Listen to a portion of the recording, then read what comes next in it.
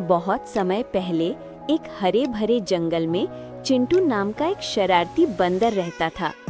चिंटू हमेशा पेड़ों पर कूदता भानता और अपने दोस्तों को हंसाता रहता था। एक दिन जंगल में मेला लगा। वहाँ तरह तरह के खिलौने, मिठाइयाँ और झूले लगे थे। चिंटू अपने दोस्तों मीना तोता, बबलू हाथी और गुड्डू खरगोश के साथ मेले में गया। मीना तोता ने झूले का मजा लिया। बबलू हाथी ने ढेर सारी मिठाइयाँ खा ली। गुड्डू खरगोश ने दौड़ प्रतियोगिता जीत ली और चिंटू बंदर सबको देखकर हंस हंस कर लोटपोट हो रहा था। अचानक एक छोटा बच्चा मेले में खो गया। बच्चा रो रहा था। चिंटू और उसके दोस्तों ने मिलकर बच्चे को उसकी माँ तक पहुँचा दिया। माँ ने खुशी से कहा, तुम सब बहुत अच्छे हो। असली दोस्त वही है जो मुश्किल में काम आए। उस दिन के बाद चिंटू और उसके दोस्त पूरे जंगल के सबसे अच्छे हीरो बन गए। एक प्यारा खरगोश सॉफ्ट हरी घास पर कलरफुल जंगल में खड़ा है। एक चमकीला हरा तोता एक बड़े पेड़ की डाली पर बैठकर खुशी से गा रहा है। गर्म सूरज की रोशनी, जिंदा रंगों और सिनेमैटिक किड्स फ्रेंडली स्टाइल में। बहुत समय पहले की बात है। ये बात मेरी बचपन की है। जब मैं 15 साल का था, मैं अपने बाबा के साथ तब खेत के फार्म हाउस में रहता था। फार्म हाउस में सिर्फ हम दोनों ही रहते थे, क्योंकि आई मेरे बचपन में ही गुजर गई थी। मेरे दोस्त राजीव और बग्गा भी पास ही के फार्म हाउस में रहते थे। आजू बाजू के सभी खेत ज्वार की फसल से भरे हुए थे। दाने भर चुके थे और कई पंछी उस पर ताव मारने के लिए खेत में मंडरा रहे थे। ये देख सभी किसानों ने अपने फसल में बिजुका खड़े कर दिए थे। हम तब छोटे थे, इसीलिए बिजुका के प्रति हमारा आकर्षण कुछ खास था। एक दिन मैं, बग्गा और राजीव तीनों पासी के बंजर जमीन पर खेल रहे थे।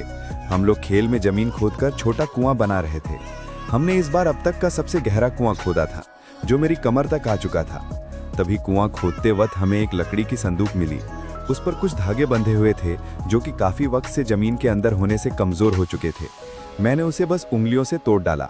उस पर एक ताला भी था, जो हमने पत्थर से मार मार कर तोड़ डाला। हमने उत्सुकता में उस संदूक को खोला। उसमें बस किसी आदमी के कपड़े थे, जो कि फटे हुए थे और उस पर खून लगा हुआ था। एक राक्षस वाला डरावना मास्क, जिसके 2 सींग थे और नुकीले लंबे दांत थे। एक लंबा तेज धार वाला चाकू। तभी मेरे दिमाग में एक आइडिया आया, क्यों ना हम एक बिजुका बनाएं और उसे ये कपड़े पहनाएं, और उसे और डरावना बनाने के लिए उसे ये मास्क पहनाएं और उसके हाथ में ये चाकू लगाएं। राजीव और बड्ढा ने इसके लिए हाँ भरी और हम संदूक लेकर हमारे खेत में पहुंच गए। ज्वार के बीच हम सभी ने उस सामान और कुछ घास और लंबी डालियों से एक लंबा बिजुका बनाया। वो ऊंचाई में हमसे लगभग 2 गुना था और ज्वार की फसल से भी ऊंचा था। जब शाम हुई तो हम सब अपने अपने घर लौट गए। रात के लगभग 9 बज रहे थे। मैं घर के बाहर खटिया पर लेटा आराम कर रहा था।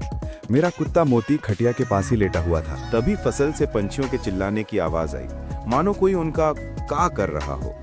मैंने कुछ सफेद पंछी आसमान में तेजी से उड़ते हुए देखे। ये देख मोती हड़ा हुआ और उस दिशा में देख भौंकने लगा। पंछियों की घबराती हुई आवाजें सुन मैं भी कुछ डर सा गया था। जा मोती, देख क्या फसल में क्या है, मैंने मोती से कहा और मोती फसल में भौंकते हुए भागा। मैं खटिया पर खड़ा होकर फसल में देख रहा था। हवा की वजह से फसल हवा में झूल रही थी। तभी मैंने मोती की कोई आवाज सुनी, मोती मोती। मैं जोर से मोती को आवाज देने लगा, लेकिन मोती ने मेरी आवाज का जवाब नहीं दिया। मैं जैसे ही आवाज देता, वैसे ही मोती भौंक कर मुझे जवाब देता था। मैं डर गया और मैंने ये बात बाबा को बताई। कुछ नहीं हुआ।